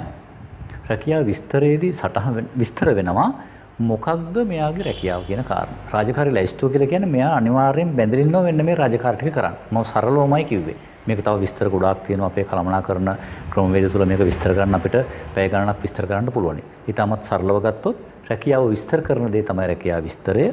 රාජකාරී ලයිස්තුවේ තියෙනවා මොනවද මෙයා කළ යුතු වන්නේ. මොනවද මෙයාට බලපවත් වන අනපනත් සහ නීති රීති. මොනවද ඊට අමතරව මෙයාගේ පත්තින් ලිපිය කියලා සම්පත් තියෙන තවත් එකක් අපි ඒකත් මා හිතනවා විස්තර කරොත් හොඳයි කියලා අද කාල වේලාව වුණත් පත්තින් ලිපිය ආශ්‍රයෙන් අරගත්ත කාරණා තමයි මෙයාගේ රාජකාරී ලයිස්තුවට දාලා තියෙන්නේ රැකියාව විස්තර කියන එකට දාලා තියෙන්නේ. ඉතින් මේ කාරණා දෙකේදී පුද්ගලයාගේ සෞඛ්‍යරමක බලපාන ආකාරය හරි ප්‍රබලයි. මොකද සමහර වෙලාවකදී මේ දෙකට බය වෙච්ච කෙනෙක් අතට ගත්තොත් මෙයාගේ රැකියාව විස්තරය හා රාජකාරී ලයිස්තුව සම්පත් මුලින්ම මානසිකව මෙයා වැටෙනවා. වැටලි ඉවරලා මෙයා හිතන්න පටන් ගන්නවා මට මෙච්චර දෙයක් කරන්න පුළුවන්ද? හැබැයි මෙයා උපාධි, පශ්චාත් උපාධි, සමහර ලාකදී ආචාර උපාධි, තවත් සමහර ලාකදී විවිධ කුසලතා වර්ධනය කරගත්ත කෙනෙක් වෙන්න පුළුවන්. නමුත් මෙයාට ආගන්තුක මේ කාරණා දෙක දැක්කම මෙයා මානසිකව වැටෙන්න පටන් ගන්නවා. මෙන්න සම්පත් ඊට පස්සේ එනවා මේ පුද්ගලයාගේ අර ආකල්ප කියන කාරණේ අපි කතා කළා. මේ ආකල්පයේ පිරිහුණු කෙනා කොහොමද මේ දෙක දැකලා ඉවරලා ඊට පස්සේ ශක්තිය හදාගෙන යන්නේ මට මේක කරන්න පුළුවන් කියලා ඕනම අභියෝගයක් ජය අරගෙන රාජ්‍ය සේවයේ මෙන්න මේක එකතු කර යුතුයි කියලා කාරණේ මා යෝජනා කරත් ඒකයි සම්පත්. නිරෝගීකම කියන එක මෙයාගේ ආකල්ප කුසලතා දැනීම කාරණා තුනටම ලබා දිය යුතුයි කියලා යෝජනා කරේ ඒකයි. රැකියාව විස්තරයත් රාජකාරී ලයිස්තුවත් පුද්ගලයාගේ ඔබ කියන ආකාරයේ කායික හා මානසික නිරෝගීතාවයටත් වඩා එහාට ගියපු ආකල්පමය ඒක මානසික තත්ත්වයකට සම්බන්ධයි යම් මෙන්න මේකටයි සම්බන්ධ කළ යුතු වන්නේ අපි. ඒ නිසා මා යෝජනා කරන මේ හෘදේ ටීවී නාලිකාව ඔස්සේ අපි කරන මේ හොඳම රටක් වැඩසටහනේදී රජයේ සේවයට බඳවගද්දී මීට පෙර ආතුව දශක ගණනාවකට පෙර ආතුව තිබුණ සම්පත් සේවාරම්භක පුහුණු කියන වැඩසටහන්. මේවා අති ප්‍රබලයි. මා දන්නා විදියට අපේ ආරක්ෂක අංශවලට එහෙම මේක ලබා දෙනවා මහ විශාල විදියට. ඔවුන් මානසිකවත් කායිකවත් නිරෝගී කරනවා ඔහුගේ තනතුරට. උදාහරණයක් වශයෙන් මේ දශක ගණනාවක් තිබුණු යුද්ධයෙන් මේ රට බේරගනිද්දී සම්පත් ඒ යුද හමුදා සොල්දාදුවන්ට ආරක්ෂක හමුදාවන්ට ඒ ජීවිතේ අහිමි වෙලා පරදුවට තියලා සටන් කරපු ඒ විරෝධාර ඒ විරුවන්ගේ මානසික සතුටයි වැඩිපුර තිබුණේ. මානසික ශක්තිය සතුටට වඩා ශක්තිය තිබුණේ සම්පත්. ඒක ඔබතුමන් සඳහන් කරන්නේ ඕගනයිසේෂන් කල්චර් එහෙම නැත්නම් සංවිධාන සංස්කෘතියට අනුගත කිරීම තමයි මේ තුලින් මේ කරන්නේ. මේ ලයිස්තු දෙකෙන්ම කරන්නේ මේ පරිසරයට මොහු කොච්චර සුදුසුද කියලා කාරණේ බලන එක. මෙන්න මේකට තමයි කාලයක් තිස්සේ මොහු හැඩගස්වන්නේ. වර්තමානයේ අපි මේක දකින්නේ නැහැ සම්පත්. රාජ්‍ය සේවයට ගන්නවා මහ විශාල පිරිසක් පුරප්පාඩු ඇති වුණු ගම ඔවුන් ඒ පරිසරයට හැඩගැහිලා නැහැ. ඔවුන් යම්තම් මේ රාජ්‍ය සේවය දැකලා තියෙනවද විතරයි. ඒ වගේම තමයි ඔවුන්ගේ පූර්ව නිගමන ටික මේ රාජ්‍ය සේවයට එද්දී. මම රාජ්‍ය සේවයට එන්නේ මේක අපි කතා කරන්නේ පොරක් කාට හංගලා. මම රාජ්‍ය සේවයට මෙන්න මේ පහසුකම් ටික තියෙන හින්දා විතරයි. පෞද්ගලික අංශේ මෙතුමත් දන්නවා අපි කවුරුත් දන්නවා රාජ්‍ය සේවක විදිහට සම්පත් ඔබත් අපත් පෞද්ගලික අංශේ ලොකු ආර්ථික ශක්තියක් තිබුණු තනතුරු අතහැරලා දාලා රාජ්‍ය සේවයේ තියෙන චුන් අපි කියනවා සොච්චම් පඩියක් කියලා. ඒක සොච්චම් පඩියක් කියන එක අපි වෙනස් කළ යුතුයි. රාජ්‍ය සේවයේ වරප්‍රසාද වලටත් සමාජ භාවිතා ඒ තත්වයට සමාජ භාවිතාව තමයි සොච්චම් පඩිය කියලා කියන්නේ. ඉතින් මෙන්න මේවට එයා රෝගී වෙලා මම යෝජනා කරන්නේ රෝගී කියලා වචන වෙනස් කරන්න ඕනේ. රෝගී වෙලා ඔහු ඒකට අනුගත වෙන්න එනවා. ඉතින් සම්පත් ආයතන සංග්‍රහය මුදල් කුලාසිය ඔබ කතා කළ රැකියාව විස්තර රාජකාරී ලැයිස්තුව ගැන හිතන්නේ නැහැ නේ. ඒ පුද්ගලයා රෝගී වෙලා නැත්නම් අන්ධ වෙලා එන්නේ මොකටද? රාජ්‍ය සේවාවේ මේ තියෙන පොඩි කාරණා ටිකකට. ඔහුගේ හැකියාව, දක්ෂතාවය, කුසලතා, ආකල්ප මේ මොකවත් නැහැ එතන. එතකොට අපි අන්න ඒ දේ මතු කරලා ගන්නට ඕන රාජ්‍ය සේවයට ගනිද්දී පුද්ගලයා. රාජ්‍ය සේවයට එන්නේ X ද Y ද කියන කාරණේ නෙමෙයි. මෙතුමා කිව්වා වගේම රාජ්‍ය සේවයට එන්නේ යන් බ්ලඩ් අපි කතා කරා මේක. තරුණ ජවය එන්නේ. විභාග වලින් සමත් වෙලා ඉන්නේ ක්‍රීම් එක. සාරය. සාරයත් එක්ක මේ ජව සම්පන්න ලේ ආවට පස්සේ රාජ්‍ය සේවයට මොකද වෙන්නේ? ඇයි රෝගී වෙන්නේ වසර 2කින් 3කින් 4කින් 5කින්? සාමාන්‍යයෙන් වයසට ගියට පස්සේ මේ අපි උදවිය වගේ කායිකව නිරෝගී වෙන්න පුළුවන්. මෙතුමා විස්තර කරයි ඒව ගැන. ඒක සාමාන්‍ය ස්වභාව ජීවිතයක අපි යම් ආකාරයක රෝගී වෙන්න පුළුවන්. අපේ අවයව ක්ෂය වෙලා යනවා. අපේ ධාරණ ශක්තිය අඩු වෙනවා සමහරවිට. ඇස් පෙනීම දුර්වලයි. අපි කාගෙත් දැන් අපි පැසිවල පාවිච්චි කරලා ඒ වගේ වෙන්නට පුළුවන් සම්පත්. මේ කතා කරන්නේ ඒක නෙමෙයි. මේ ජවය අන්ධ වෙනවා, රෝගී වෙනවා මෙන්න මේ කාරණාත් එක්ක. මෙන්න මේ දේවල් ඉස්මතු කරලා ගන්නට ඕනේ. සම්පත් අපිට අර විදේශීය රටවල පුහුණු වැඩසටහන් වල විශේෂයෙන් අපි අත්දැක්ක සමහර කාරණා ඒ රටවල වල රාජ්‍යසිර බඳව ගනිද්දී ඔහුට ඒකට අපි කියනවා අපේ සමහර ත්‍රස්තවාදී සංවිධානයක් කරන සම්පත් මේක මෝහණයටපත් කරනවා කියලා අපි කියනවා. සමහර ත්‍රස්තවාදී සංවිධාන ම්ලේච්ඡ විදියට අනිත් කෙනාගේ ජීවිතේ නසන්න යන්නේ ඔහු මෝහණයකටපත් කරනවා වීඩියෝ ක්ලිප් හරහා සමහර විවිධ අකාරුණික ශබ්ද හරහා සමහර විවිධ දර්ශන පෙන්වල ඉවරලා රාජ්‍ය සේවයටත් මෙන්න මේ වගේ රටවල් වල සම්පත් කරන්නේ. ඔවුන්ට රාජකාරී ලැයිස්තුව හා රැකියාව විස්තර දෙන්නට පෙර ආතුව ඔවුන් නිරෝගී කරනවා. ඔවුන්ට රට ගැන හැඟීම දෙනවා. මේ මගේ රට. මේ අපේ රට. ඔවුන් දිවුරනවා පොළොවට සමහරලාගේ අත ගහලා. ඔවුන් පොළොවේ ඉඹිනවා සමහරලාකදී. මෙන්න මේ වගේ රට ගැන ආදරයක් දුන්නට පස්සේ සම්පත් මෙන්න මේ ඕගනයිසේෂන් කල්චර් කියන එක. ආයතනික සංස්කෘතිය, පුද්ගල සංස්කෘතිය වෙනවා. අපේ රටේ ආයතන සංස්කෘතිය තියෙනවා. ඒක හරි පළල්. දැක්ම මෙහෙවර අගයන් මේ දේවල් මහ විශාලට තියෙනවා. බෝඩ් වල එල්ලලා එහෙම තියෙනවා. අරමුණු මහ විශාල ගණනක් තියෙනවා. හරි ලස්සනයි, භෞතිකව ලස්සනයි, දෙන සේවා ටික මේවා කියලා තියෙනවා. හැබැයි පුද්ගලයා ඒ සංස්කෘතිය තුල ඉන්නවද? මේ පුද්ගල සංස්කෘතිය ටික නේද ආයතන සංස්කෘතිය කියලා කියන්නේ. ආයතනයක් කියලා කියන්නේ භෞතික දෙයක්. මේ දේවල් හවස 4:05න් පස්සේ මේ ටික අඳුරේ ඉන්නේ. ඊළඟ දවස් උදේ 8යි කාලට තමයි මේව සජීවී වෙන්නේ. හැබැයි පුද්ගලයෝ ගිහිල්ලා මේකට සංස්කෘතියක් රිංගවන්නේ. මේ සංස්කෘතිය හරියට රිංගවලද? මේ සංස්කෘතිය තමයි නිරෝගීකම කියලා කියන්නේ. මෙන්න මෙතෙන්ට අපි යන්න ඕන සම්පත. මහජනතුමනි මෙතුමා සඳහන් කරනවා මේ සංස්කෘතිය ගොඩනගන්න කායික මානසික නිරෝගීකම දෙකම ඕන කියලා. මම කැමතියි ඔබතුමාගෙන් දැනගන්න රාජ්‍ය සේවකයාගේ කායික නිරෝගීභාවය වෙනුවෙන් ඔහු විසින් පිළිපැදිය යුතු කරුණු මොනවාද? ඒ වගේම දැන් මේකෙදි කාරණා දෙකක් තියෙනවා. එකක් තමයි රාජ්‍ය සේවකයාගේ පැත්ත. අනිත් පැත්තෙන් ගත්තාම සංවිධානය එහෙම නැත්නම් ආයතනය. දැන් ඔබතුමන් කලින් වටේදී අදහස් පැහැදිලි කළා සමහර වෙලාවට අපි විධානපති මහත්මයාත් යමක් එකතු කළ අයට නිසි වෙලාවකට කාර්යාලයට එන්න ඕන. කාර්යාලය තුළ හැසිරීම යම් මට්ටමකින් පාලනය කරලා තියෙනවා. අපි දන්නවා පුද්ගලයෙක්ගේ චර්යාව යම් විදියකින් පාලනයට ලක් කරාම ඔහුගේ හැසිරීම රටාවල වල යම් වෙනස්කම් ඇති වෙනවා. ඉතින් මේ කාරණාත් එක්ක කොහොමද මහාචාර්යතුමනි ඔහුගේ පෞද්ගලිකත්වය සහ ආයතනික වශයෙන් මේ සෞඛ්‍ය පිළිබඳව දැක්වෙන කාරණාවන් පිළිබඳව අදහස් ඉදිරිපත් කරනවා. මම හිතන්නේ අර අපි පොඩ්ඩක් ආපස්සට ගියොත් වන්පෙර මහත්මයා කියපු කාරණෙත් එක්ක මේ ඔය අර ආයතනික සංස්කෘතිය කියන එක තමයි ඇත්තම පුද්ගල සංස්කෘතිය විය යුත්තේ කියන එක.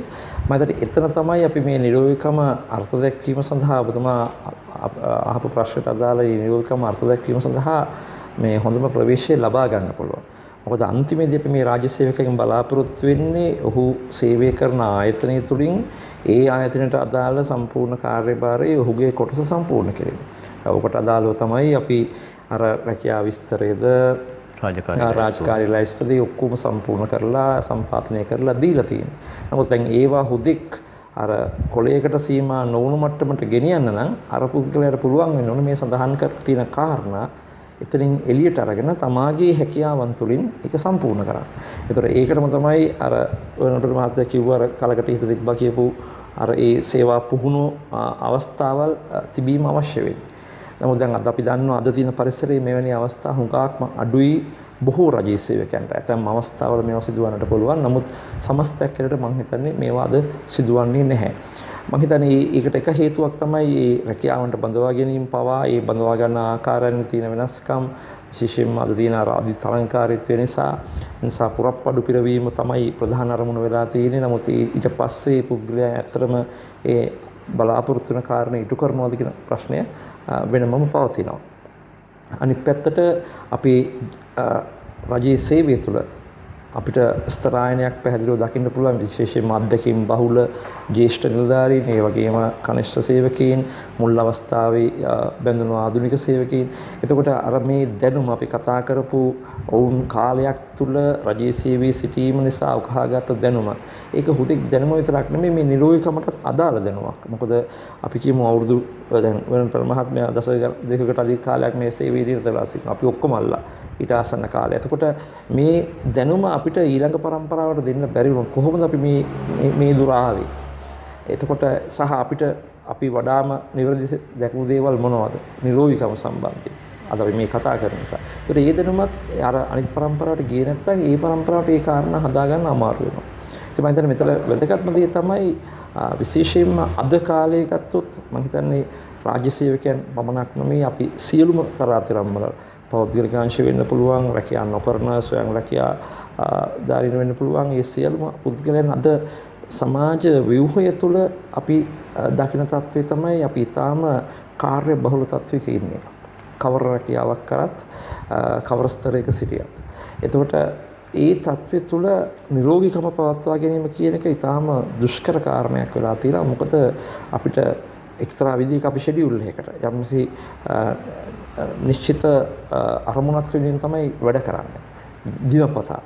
ඒකට ඒ කාර්යයන් සපුරා ගැනීමට යාමේදී අර විධානපති මහත්මයා කලින් කිව්වා වගේ අපි කොයිතරම් අපේ වැඩ රටාවට හුරු වෙලා සිටියත් අපිට අනිවාර්යෙන් ඇදගෙන යනවා අපිට මේ දවසේ තියෙන අවශ්‍යතා සම්පූර්ණ කරගන්න. එහෙම නැත්නම් අපිට මේ දීලා තියෙන යම් රජයේ සේවයේ නම් මේ දීලා තියෙන කරුණු කාරණා සම්පූර්ණ කරන්න. ඒකට අනිවාර්යයෙන්ම මගහැරන කාරණයක් තමයි මේ සෞඛ්‍ය කියන එක. මොකද අපි ඒක තමයි ඉලව්වට තියන්නේ. හරි මේක අද කරන්න ඕනේ නැහැ. හරි මේක හෙට කරන්න පුළුවන්. මොකද අපිට රාජකාරිය මොකද අපි සාමාන්‍යයෙන් අපි රජයේ සේවයේ බොහොම කියවිච්ච දෙයක් තමයි මේ දේව කාර්යයටත් වැඩිය වැදගත් කියන එක. ඒ නිසා අපි රාජකාරිය ඉෂ්ට කරන්න ඕනේ. අර රැකියාව විස්තරයේ තියෙන රාජකාරී ලයිස්තුවේ තියෙන මොකද අපි රාජකාරී ලයිස්තුවේ බොහෝ වෙලාවට සඳහන් කරනවා. මේවා කඩ කර නොහැකි නැත්නම් මේවා සම්බන්ධයෙන් ඔබේ වගකීම බොහොම බරපතලයි කියලා. ඒක තුල තමයි අර වන් පෙර මහත්තයා කිව්වා වගේ මේ රාජකාරී ලයිස්තුව දැක්කම සමහරලාට සමහර මේ රජයේ සේවයට බැඳෙන සේවකයන්ට යම් ආකාරයක මානසික මට්ටමින් පවා යම් කම්පනයකට පත්වන්නේ. මේවා මට කරන්න පුළුවන්ද? මොකද තමා ගැනම යම් ආකාරයක අව탁සීරුවකට යනවා ඒක දැකීම තුළ. ඉතින් ඒක හේතුව තමයි මොකද අර අපි නිරෝගීකම සම්බන්ධයෙන් අපි දීලා තියෙන අර අගය නැත්නම් වටිනාකම කියන කාරණේ. ඉතින් මේක හුඟක් වැදගත් වෙනවා වර්තමානයේ රාජ්‍ය සේවයේදී. ඔබතුමා අහපු ප්‍රශ්නෙට මුලින් අහපු ප්‍රශ්නේ මොකද මේ කායික සෞඛ්‍ය තමයි අපිට එලිපිට පෙනෙන කාරණේ. එතකොට මේ කායික සෞඛ්‍ය සම්බන්ධයෙන් අපි දෙන වැදගත්කම වටිනාකම මොකක්ද? සමහරලාට මට සුළු හිසරදයක් තියෙන්න පුළුවන්. නමුත් මම මේ හිසරදේ තියාගෙන රාජකාරී කරනවා. මට ඒක මොකක් හරි විදියකින් මම ඒක පැන්ඩෝල් පෙත්තක් බීලා වෙන්න පුළුවන්. නැත්නම් වෙනත් ආකාරයකින් මම ඒක අද දවසට පාලනය කරගන්නවා. මට මේක හෙට දවසෙත් තියෙනවා. මම හෙට දවසෙත් හැබැයි මට ඊට වඩා දෙයක් කරන්න මම උත්සාහ ගන්න නැහැ. මොකද මට රාජකාරිය ඊට වඩා ලොකුයි. සහ ඒ රාජකාරියත් තමයි තවත් රාජකාරිය වෙන්න තියෙනවා. ඒතර මේ ආකාරයෙන් අපේ කාලය ක්‍රමානුකූලව ගෙවෙනවා. ඒතර මේක තුල අර අපි යම් ආකාරයකට අපිට යම් කායික දුෂ්කරතාවයක් තිබෙනවා නම් අපිට දැනෙන යම් ආකාරයක වේදනාවක් තියෙනවා නම් අපි ඒ පවා යටපත් කරගන්නවා රාජකාරිය ආවරණයට අරගෙන. ඒතර ඒ තුල ඇත්තටම රාජකාරිය යම් ප්‍රමාණයකට ඉෂ්ටවන්න පුළුවන්. නමුත් දීර්ඝ කාලිනව අපි මේ කතා කරන නිරෝගීමත් රාජ්‍ය සේවකෙක් බිහිවන්නේ නැහැ. ඉතින් මේකට හේතු ගණනාවක් තියෙනවා. අපිට සියලුම බර රාජ්‍ය සේවකයට විතරක් දාන්න බෑ. මොකද අපේ ක්‍රමය තුළ රාජ්‍ය සේවය තුළ මොකක්ද අපිට තියෙන අවස්ථාව එවැනි පුද්ගලයන් හඳුනා ගන්න, එවැනි පුද්ගලයන්ට Tamanට තිබෙන යම්කිසි අපහසුතාවයක් තිබෙනවා නම් ඒ සම්බන්ධයෙන් ප්‍රතිකාර ලබා ගන්න තියෙන පහසුකම් ඊළඟට ওই පුද්ගලයාගේ සේවය තවත් අයකට ආවරණය කිරීමට තිබෙන අවස්ථාව. ඒතර මේ වගේ කාරණා ගණනාවක් වැදගත් වෙනවා. මොකද අපි දන්නවා විශේෂයෙන්ම අපේ රාජ්‍ය සේවය අපි කිව්වා මේක කණ්ඩායම් හැටියට කරන සේවයක්. විශාල කුලකයක් අර ලක්ෂ 15කට අධික පිරිසක් ඉන්න බව කිව්වා උයන් පෙර මහත්මයා. එතකොට මේ අති විශාල පිරිසක් තමයි මේ සේවය එකට අරගෙන යන්නේ. එතකොට අපිට අනිත් සහෝදර සේවකයන් සම්බන්ධයෙන් වගකීමක් තිබෙනවා. අපි සම්බන්ධයෙන් වගකීමක් තිබෙනවා. ඒ වගේම යම්කිසි පුද්ගලයෙකුට යම්කිසි විරාමයක් ලබා ගැනීමට අවශ්‍ය නම් ඔහුගේ සේවය ආවරණය කිරීමේ අවශ්‍යතාවයත් පවතිනවා. මොකද මේ රජය දිගටම පවතිනවා.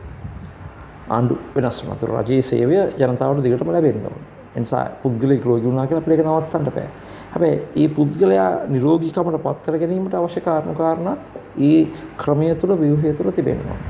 එනිසා මම හිතන්නේ මේක සංකීර්ණ අවස්ථාවක්. නමුත් මෙහිදී පැහැදිලිවම රජයේ සේවකයට වගකීමක් තියෙනවා තමන්ගේ නිරෝගීකම සම්බන්ධයෙන් හැමතිස්සෙම තක්සීරුවක ඉන්න අර අපි කතා කරපු මෙඩිකල් එකකින් පස්සේ අවස්ථාවේ මේ කියන්නේ තමන්ට යම්කිසි අපහසුතාවයක් තියෙනවා මුල් අවස්ථාවේ මේ සම්බන්ධයෙන් සොයා බැලීමක් කරන්න. මොකද අද අපි දකින වෛද්‍යවරුන් හැටියට රෝහලදී දකින කාරණේ තමයි බොහෝ අවස්ථාවල සමහර වෙලාවට ඊටාම දැනුමක් සහිත අපි උගත් කියලා කියන ආකාරයක සේවා ප්‍රවීණත්වයට අමතරව විශේෂ දැනුම සහිත පුද්ගලයන් පවා සමහර රෝගී තත්ත්වයන් යම් කාලයක් පැවතුනයින් පසු තමයි ප්‍රතිකාර සඳහා පැමිණෙන්නේ. මොකද ඔවුන්ට ඇත්තටම කතා කරනකොට අපිට දැනෙන කාරණා තමයි ඔවුන්ගේ සේවා කටයුතු නිසා, රාජකාරී කටයුතු නිසා ඔවුන්ට මේ ප්‍රතිකාර ගැනීමේ කටයුතු මගහැරලා තියෙනවා.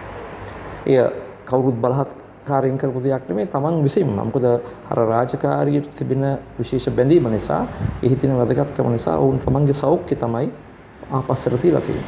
නමුත් ඒ තුල දීර්ඝ කාලීන ඇතිවන ප්‍රතිඵල ඒ පුද්ගලයාටත් රජයේ රාජ්‍ය සේවයටත් එච්චර සුබදායක නැහැ. ඇත්තටම මහාචාර්යතුමා සඳහන් කරන කාරණාව තුළ අවධාරණය කරන්නේ රාජ්‍ය සේවයේ ඔබ නිරෝගී වුණොත් ඔබ විසින් ලබා දෙනු ලබන සේවාව නිරෝගී වෙනවා. විද්‍යානපති මහත්මයා වැඩසටහනේ අපේ කාලේ අවසාන දිරට අපි පැමිණි ඉන්නවා. සාමාන්‍යයෙන් වර්ණන් පෙර මහත්මයා සඳහන් කළා මේ පුහුණුව මේ කියන්නේ අධ්‍යාපනය. සංස්කෘතියක් පවරා දෙන්න තියෙන පහසුම ක්‍රමවේදය තමයි අධ්‍යාපනය. අධ්‍යාපනයේ ප්‍රධාන අරමුණක් සංස්කෘතිය පවරා දීම. මේ කාර්යාලය තුළ තියෙන යම් සංස්කෘතියක්. මේ සංස්කෘතිය පවරා දීමේදී මේ පුහුණුව එහෙම නැත්නම් දැනුවත් කිරීම ඊටමත් වැදගත්. මේකෙන් කොහොමද ආකල්ප මේ වශයෙන් තවත් කෙනෙකුගේ වෙනසක් ඇති කරන්නේ? සම්පත් මේ ආයතනික සේවකයින්ට නිරන්තර පුහුණුවීම් ආදී ලබා දෙනවා. ඊට අමතරව ඔවුන් දැනුම රැස් කරන සමාජයේ විවිධ ආකාරවල තමන්ගේ අධ්‍යාපන කටයුතු වලින් එහෙම නැත්නම් පුවත්පත් ආදී මාධ්‍යයෙන් දැනුම රැස් කරන මේ දැනුම ඔක්කොම අපේ මොලේ තියෙන. දැනුම මදිකමක් නෙවෙයි මේ වෙන්නේ. අතරින් එතුමන්ලා කිව්වා වගේ දැනුම දෙආකාරයි. එකක් තමයි රාජකාරියට කෙලින්ම බලපාන දැනුම් සම්භාරයක් තියෙනවා. ඒ රාජකාරිය ඉටු කිරීමට අවශ්‍ය වන දැනුම් සම්භාරය. ඊළඟ කාරණේ තමයි අනිත් එක තමයි ඊට අතිරේකව ඒ වටපිටාව අනුසාංගික කරුණු ගැන දැනුමක් තියෙන්න ඕන. හේතුව මොකද? යමන රාජකාරී ඉෂ්ට කරන්න ගියාම අපි එකම මාර්ගය අර දෙන චක්‍රලේඛ උපදේශ මාර්ගයෙන් විතරක් නෙවෙයි. යහපත් සේවයක් දෙන්න නම් විකල්ප ගොඩාක් තියෙන්න ඕන මිනිහෙක්ට එන්න ඕන ඔළුවේ. ඉතින් අන්න ඒකට අපි සමාජයේ දැනුමක් රැස් කරගන්න ඕන. අපිටම ආවේනික වූ ක්‍රමයක් හදා ගන්න ඕන. ඉතින් ඇත්තටම කනගාටුවට කාරණේ මේ දැනුම ආයතනික සංස්කෘතිය තුලිනුත් පිටිනුත් නැත්නම් අතිරේක අධ්‍යාපනයේදී උසස් අධ්‍යාපනයේදී මේක අපි හැමෝම රැස් කරගන්න. ඒක ඔක්කොම අපේ මොලේ තියෙනවා. ඒකම දේ මේ ක්‍රියාවට නගන්න මේ මොලේ තියෙන දේ හදවතට එන්නේ නැතිකම. මේ හැම දෙයක්ම දැන් මෙතුමන්ලා මතුකර කාරණේ ශරීර සෞඛ්‍ය ගැන මේ යහපත් ශරීර සෞඛ්‍ය පුරුදු වේවා ආයතනික කටයුතු වලදී මේ පෙළ ගැස්ම හදා ගන්න හැටි එහෙම නැත්නම් මේ තමන්ගේ ප්‍රමුඛතා හදා ගන්න හැටි වඩාත් හොඳ සේවාවක් කරන සතුටින් ඉන්නවනේ මේ කරුණු ඔක්කොම අපි මේ කතා කරන කරුණු ඔක්කොම අලුත් දේවල් මේ අපේ ප්‍රේක්ෂකයන්ට එහෙම නැත්නම් මේ රජයේ සේවකයන්ට මේ ඔක්කොම ඔළුවේ තියෙන එකක් හරි ක්‍රියාවට නගන්න පුළුවන් නම් මේව හදවතට එනවා එතන හිත කඳින් වෙන් කරගෙන අපි ඉන්නේ දැනුම් ගබඩාව මොලේ වෙනම තියලා තියෙන්නේ අපි ඒක අවුස්සන්නේ අපිට හදිසියක් වුණා. නමුත් එහෙම නැතුව අකණ්ඩව ඒව හදවතට ඇවිල්ලා ක්‍රියාවට නගන්න පුරුදු වෙනවා. අවසාන වශයෙන් මට කියන්න තියෙන මේ වැඩසටහනට අවසානට එන නිසා අද අපි කතා කරා මේ යහපත් සෞඛ්‍යයෙන් යුතු රාජ්‍ය සේවකයෙක් ගැන. මේ වෙලාවේදී මම කියන්න කැමතියි මේ දැන් මෙතුමා මතක් කරා මේ වෛද්‍යතුමා කිව්වා අපි අකණ්ඩවම අපි ගැන හිතන එක සෞඛ්‍ය අවශ්‍යතාවයේ කල් දම වැඩ කරනවා. ඉතින් මා කියන්නේ මේ අපි මේ වැඩසටහන නරඹන රාජ්‍ය සේවකයෝ ඉන්නවනම් ඔබට මා කියන්නේ ඔබේ සෞඛ්‍යය ඉතාම වැදගත්. අපි මෙච්චර වෙලා කතා කරත් ඒ ගැන. නමුත් ඒ වෙනුවෙන් ඔබට හුඟක් ලොකු පිළිවෙයක් දරලා දේවල් කරන්න අවශ්‍ය නැහැ.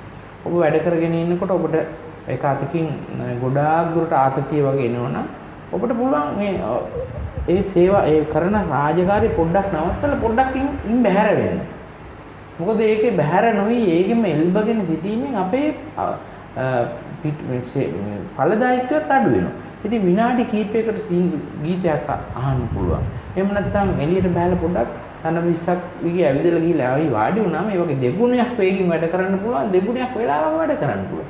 අන්න ඒ වගේ Tamanටම ආවේනික වූ ක්‍රමයක් ඇති කරගන්න මේ ආතතිය දුරු කරගන්න. අපිට වෙනම කතා කරන්න පුළුවන් මේ ගැන.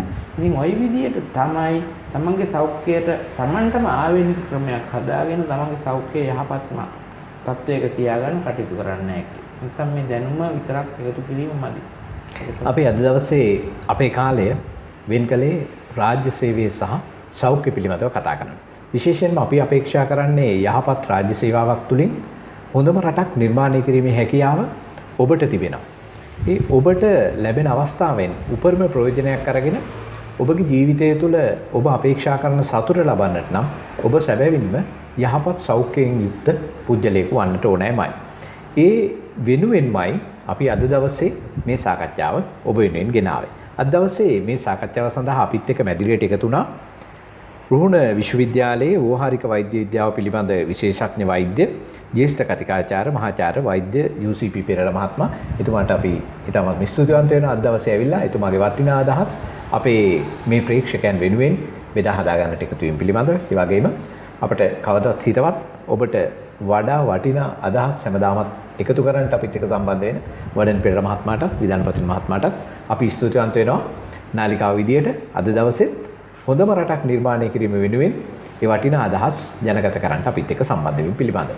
ඒ වගේම අද දවසෙත් අපි ඔබේ ආලින්දයෙන් නික්ම යන්නේ හොඳම රටක් නිර්මාණය කිරීමට ඔබගේ අපේක්ෂාව වෙනුවෙන් ඔබ විසින් කළ යුතු දේවල් නැවතත් සිහිපත් කරමින්. එhmenan ඔබටත් අපි අවස්ථාවක් දෙන්නට සූදානම් ඔබේ වටිනා අදහස් වලට අපිට ලියා එවන්න. එම අදහස් ඒ වෙනුවෙන් අපි නිරන්තරයෙන්ම ඔබට ඉඩවරයක් ලබා දෙන්න සූදානම්. ලියන්න අපිට අපේ ලිපිනේ හරිදේ ටීවී ප්‍රධාන කාර්යාලය 543G මාදිවැල පාර තලවතුගොඩ. අපේ ගාල්ල කාර්යාලයේ ලිපිනේ හරිදේ ටීවී ගාල්ල කාර්යාලයේ අබේසේකර ලීබඩු මාලිගයේ උඩුමහල ලබුදුව ගාල්ල. අපේ දුරකථන අංකය 077යි 321යි 39යි 66. නැවතත් දිනක හොඳම රටක් තුලින් හමු වෙමු.